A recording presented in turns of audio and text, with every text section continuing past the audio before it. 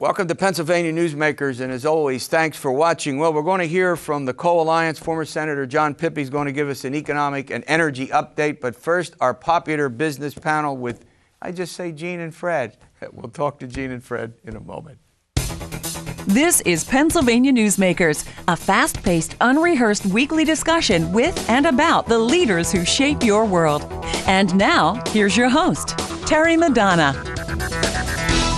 Well, we're going to get into a lot of subjects with our business panel. Fred Anton, he's, of course, the CEO of the Pennsylvania Manufacturers Association, and Gene Barr, he heads the PA Chamber of Business and Industry. He's always called the chamber guy. He likes that. Fred and Gene, as always, welcome. Look, we got a lot to chew on in this program.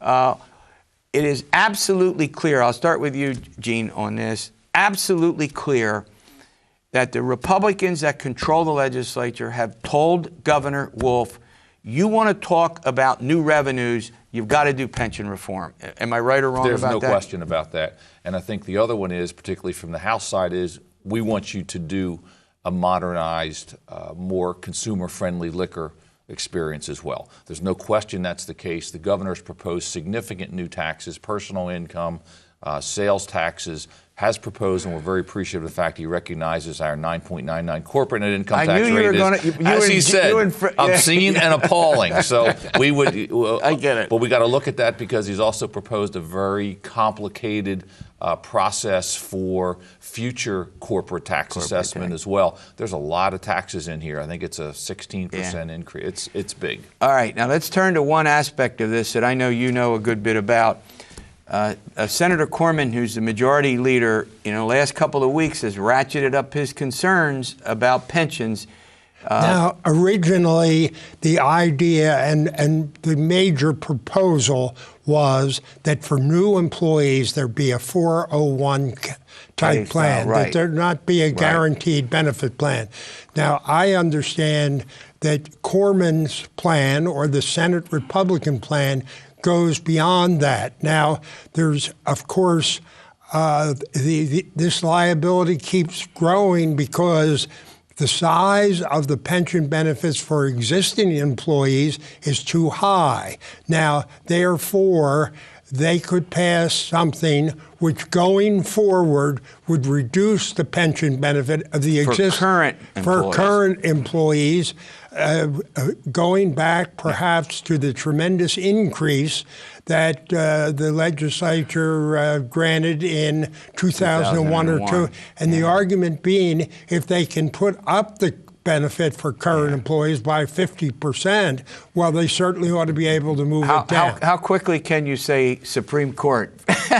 Well, look, and that's been the reaction from those who would be impacted by this. But as Fred says, what we find interesting is, first off, the private sector has largely moved to these type plans already. We moved away from what's called a defined benefit to a defined contribution, which really gives you a better handle from a year-to-year basis. For the list, a defined contribution is where... Defined contribution says, I'm going to give you X amount. You're going to put in X amount. I'll match X amount, as opposed to what's called a defined benefit is you work 35 years, you get X dollars per month.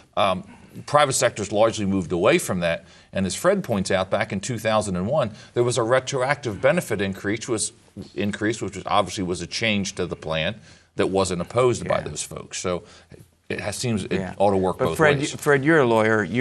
Would you agree that if the legislature were to pass this, I mean, first of all, whether Governor Wolf would sign it's another matter, but that clearly would end up in court. I mean, regardless of how it would be decided, that's heading straight to the Supreme Court. It would end up in court, and they would challenge it, and they would say you can't reduce benefits for existing employees. Now, that would moving forward, I think legally, even moving forward, all existing employees, their benefit levels could not be reduced. But new employees wouldn't be much at issue if they were to do it. I'm new not employees would not be. I think that they would. That would pass constitutional. I think veto, but we'll see. All right, you brought up something, and you used the word that sort of surprised me. You said liquor modernization. That's what the governor has proposed. I understand. We want consumer choice. Is that a compromise between completely taking the whole liquor store operation, wholesale retail, turning it over to the private sector under modernization? You would keep the liquor state-owned, but they would do licenses, and beer and wine would be sold more, in consumer outlets, box stores. Look, do you think is that a compromise? Is there a compromise here? Who knows?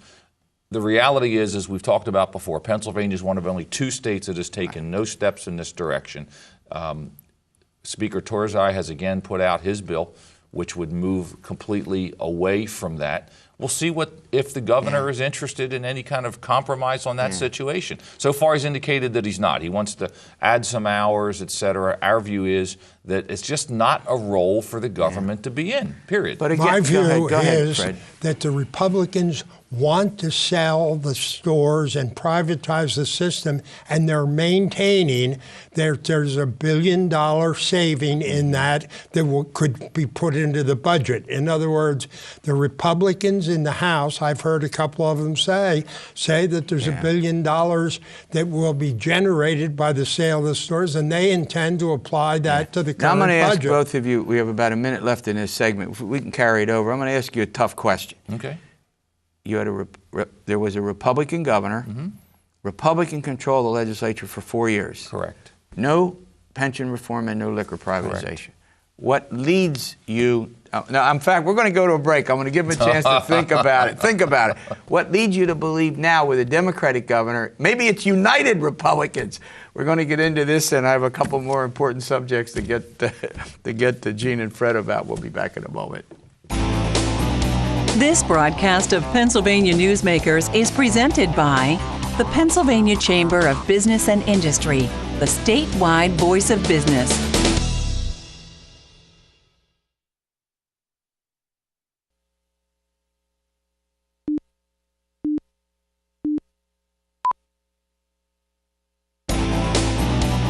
This broadcast of Pennsylvania Newsmakers is brought to you by the Pennsylvania Highway Information Association, the go-to source to learn about transportation projects and issues. Please visit pahighwayinfo.org. And by the Pennsylvania Manufacturers Association. Business in Pennsylvania is our business. All right, we're doing our business panel with Fred Anton and Gene Barr. We're talking about pensions and we're talking about liquor privatization. These are 2 big issues that Republicans in the legislature have said, you don't want to talk about those, Governor Wolf. We're not going to talk about new revenues. All right, let's see. I'll start with Fred first, and I'll go to Gene. I think it's the way we ended. Look, let's get down to very fundamentally here. The legislature and the governor have got to pass a budget at some point. At some point, I'm glad you said if there's a structural deficit of $1.5 billion without any new spending, and if there is going to be some add-on to that, when Governor Wolf gives away the store to the unions that supported him in these negotiations coming up in June, you've got a $2 billion gap that you're going to have to fill. They say more, by the way, but go ahead. Okay, the administration says 2.4. Now, I'm not talking about no new spending, no college and universities funded. Well, the idea of either a PIT or a sales tax is anathema. All right, Gene, come on. Let's go to the question I asked. Let's go to the question. Okay. 4 years. Sure. Sometimes... Is it united Republicans? I understand. Sometimes the tension between a governor and a legislature overrides the commonality of the same party. And also you have a case now where you have a governor who wants and believes, to go back to the budget question, who wants additional spending. He wants more money on education, even though we're spending more than we've ever spent in the history of the Commonwealth. And there's some folks who want to go along with that. So, again, now we're back to the... Is that your compromise? It could be. If the governor's willing to move on, and substantive pension reform, a more consumer-friendly liquor system, conceivably, will they have a discussion about getting some more money into education?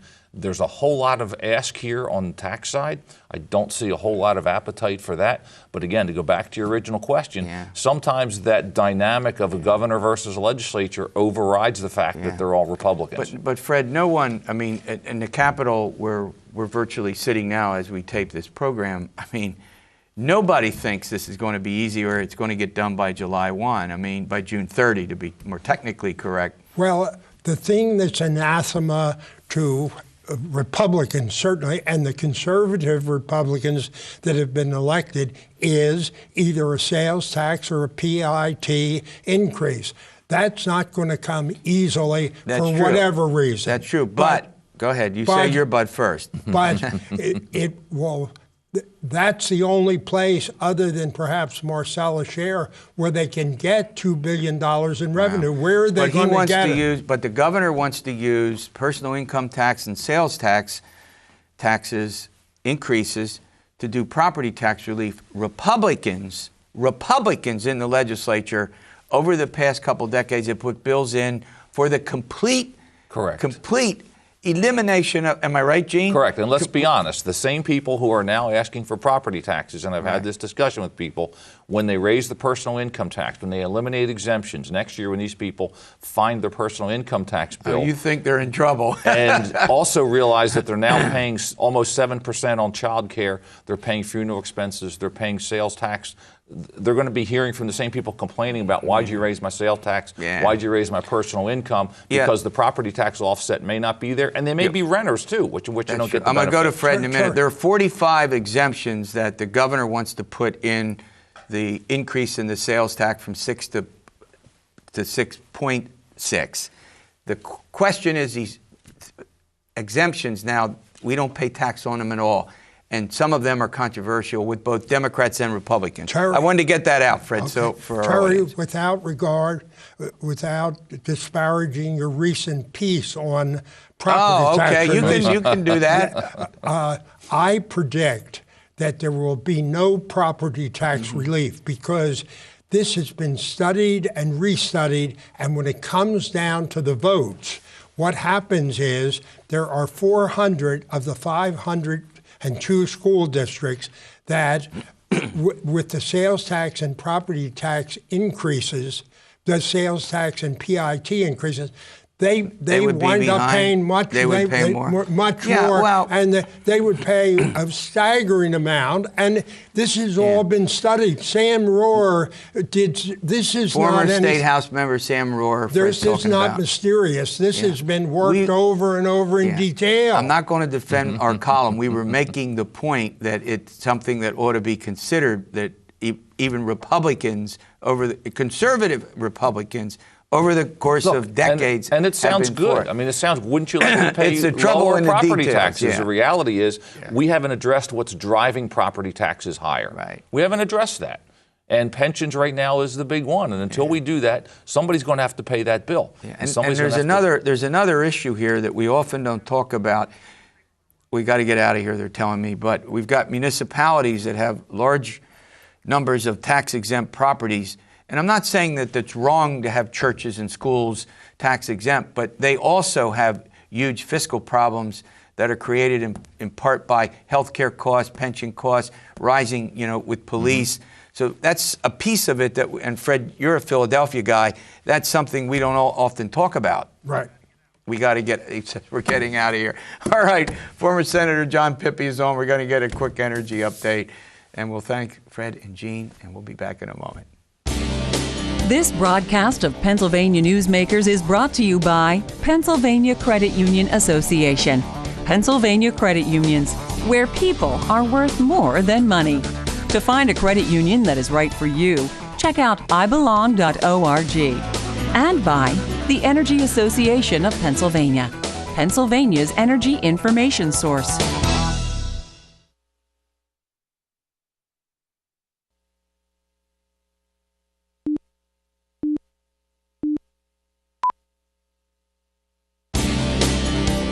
This broadcast of Pennsylvania Newsmakers is presented by the Hospital and Health System Association of Pennsylvania, working towards a healthy Pennsylvania, and by the Pennsylvania Coal Alliance, representing companies involved in America's most affordable, reliable energy source.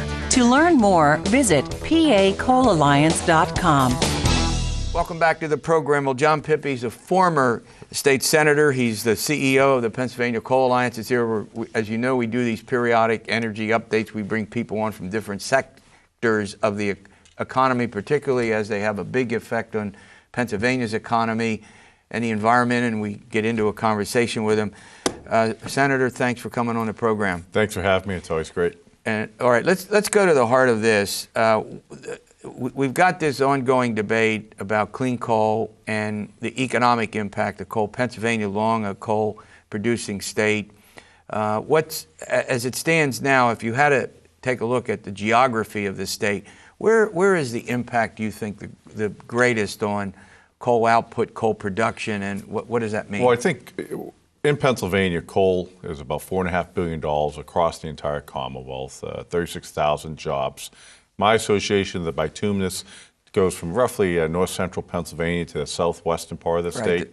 The anthracite guys are in the northeast. Up in Scranton and in Wilkes-Barre and those areas. What we've been trying to find, too, is show what that community impact is that you mentioned. And we just released a report that showed in just 2 counties, Greene and Washington County, southwest of Pittsburgh there in the corner of our state, it's almost $2 billion, $1.94 billion of activity in coal longwall mining. Over 7,000 jobs just in those areas, and the average coal miner there is making about $85,000 a year. So these are the good family-sustaining jobs that all the elected officials say they want. Well, we need to make sure that we keep them. Yeah, one of the debate, obviously, the big debate is about greenhouse gas emissions. We'll get to the president's proposal on that. Tell me, where does that all stand in terms of clean coal and with the technology? I think if you look at the numbers, and there is no argument, because I use federal numbers, I use the EPA's own numbers. Since the 70s, coal-fired power plants, and that's really where the discussion is centered on, have seen a 90% improvement in whether it be NOx, SOx, particulates. Through technology, just like our automobile, a plant built today is 90% cleaner than the ones built previously. They're more efficient, so there's less CO2 footprint per ton of coal burned. That's an area where we can continue to grow, but that technology isn't commercially available, and that's really the big debate, is they want us to put technology on that's not ready yet. Yeah. And so, if they require that, that's basically a ban for coal power generation in the future. Yeah. Well, the president we've got this EPA stuff going on about greenhouse emission standards, limits. How would they affect your industry? Pennsylvania right now, if you look at CO2 as a greenhouse gas that everyone talks about here, if the regulation were implemented as it's written right now and proposed, it would be a 70% reduction in coal utilization here in the Commonwealth. We'd go from 40 million tons of coal going to power generation to less than 10. That's critical because almost 40% of our power comes from coal, about 35 from nuclear, and then the rest, natural gas picks up about 30, and then a small percentage on the renewable side. There aren't new plants being built right now to replace that. And we even saw during the polar vortex last year that we were within less than 1% of actually having rolling brownouts because there wasn't enough energy. Yeah. So we're at that tipping point, and I think we need to have what I call in the military tactical pause to look at the assets we have and be a little more reasonable. All right, let's talk about that tactical pause after the break. We'll be back with Senator Pippy and more on the Coal Alliance's positions on the energy issues. Thank you. This broadcast of Pennsylvania Newsmakers is brought to you by the Pennsylvania Medical Society. Inspired physicians committed to the good health of Pennsylvanians and the advancement of the practice of medicine. And by the Pennsylvania Healthcare Association, the future of long-term care.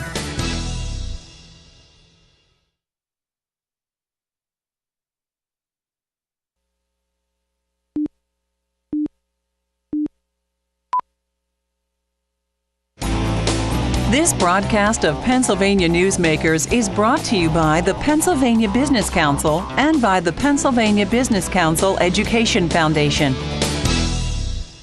Welcome back. Well, we're going to deal with something, whatever a tactical pause is, but John Pippy's here. He's going to explain that. Former military guy, right? So we can allow you to use that term. Go ahead, Senator. Well, the idea is every once in a while you're in a situation where you need to take a moment, right, assess your situation, look at the assets you have, look at the opposition you're dealing with, look at the environment you're in, no pun intended, and make sound decisions so that you go on the right path. And the military, you call it a tactical pause. I got that. It's not a retreat, it's not a defensive measure, it's a pause to evaluate and then continue to move forward.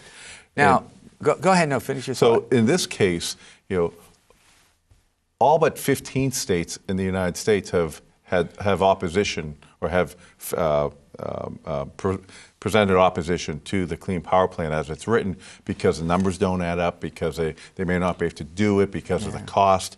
And so I think it's appropriate and prudent for our federal officials to look at this and do a little more analysis. Yeah. What's your assessment of Pennsylvania's congressional and Senate leaders in terms of, I mean, obviously you follow this closely. What have they indicated? I mean, I know about the EPA regulations and the controversy over them. What's the sense you're getting out of our delegation? What's nice about Pennsylvania is our delegation is very much focused on the issues and not very partisan. Right. And so I think on the energy issue, they see the value in coal, natural gas, nuclear, and renewables. Right. And they're trying to find a mix and all of the above. I mean, there's different levels of support and what they're willing to accept, but what's uniform across all of them is the idea and understanding how critical low-cost energy is to manufacturing and to jobs and for their constituents. Yeah. And the question is, some may have a different belief in what path to take, but overall they've all said that they support those concepts. Okay, so now let's go to the state legislature. I know you spend a good bit of your time, watching and observing is there anything in the legislature right now that concerns coal? That, I mean, we just heard the discussions about pensions, things you used to do, right? Get into pensions and liquor privatization. Anything in the legislature right now that you're particularly observing? Well, last year, right at the end of the year, we passed Act 1. The legislature passed Act. Right. I know the legislature passed Act 175, and which is a greenhouse gas implementation plan. So when the federal regulation is finalized this summer, that bill will kick in the legislature. We'll have hearings to talk about what our energy portfolio will look like in Pennsylvania to meet the federal regulation. So that's critical, but that'll probably start in the early fall of this year. Bills are being introduced right now that highlighting some of the concerns I've mentioned and looking to ensure that EPA or specifically DEP follows the rules, right. and so it's we're monitoring. Okay. I think the key dynamic will be the budget now, though. Yeah. Maybe we'll get the budget done by December. Exactly. We'll see. Thanks for coming in. Thanks for the update. All right. We'll see you next week for another edition of Pennsylvania Newsmakers, and as always, stay well.